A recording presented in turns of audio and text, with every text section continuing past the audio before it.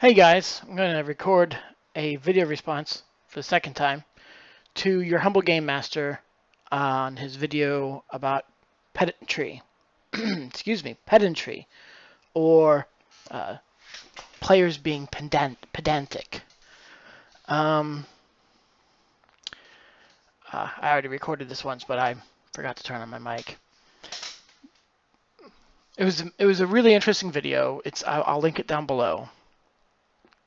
And my first gut reaction to his video was kind of like the art thing. You know art when you see it is the phrase. I know pedantry when I'm encountering it, but that's not true. That's not a good rule for everyone to talk about or to try to bring from one game experience to another game. Um, you have stories like he had with the story with the firearms in Britain and what a player expected to be able to do with that. So you can't always say I'll know it when I see it. But that led me to what I think really kind of drives it home is that he talked about common sense, but also there's common knowledge. Like, what should someone be able to get through, be expected to know through getting through the public schooling that people have, through uh, their workplaces, through their town events, through, um, you know, commonly watched movies, though that's not always something that you'll find that everyone has watched. Um, this is going worse than the one that I failed to record properly. But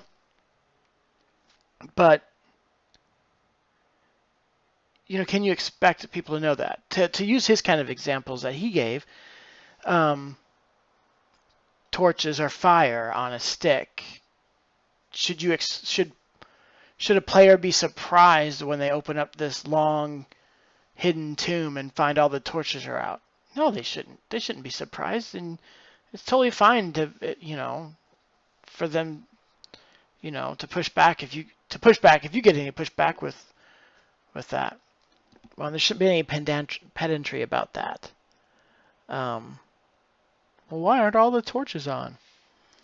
But the castle one, expecting someone to understand and know that, or to have taken the time to think about, because it's not that much of a stretch, but to have even thought about the fact that it would take a lot of work and a lot of resources and a lot of manpower to keep an entire castle lit, so it's probably not done.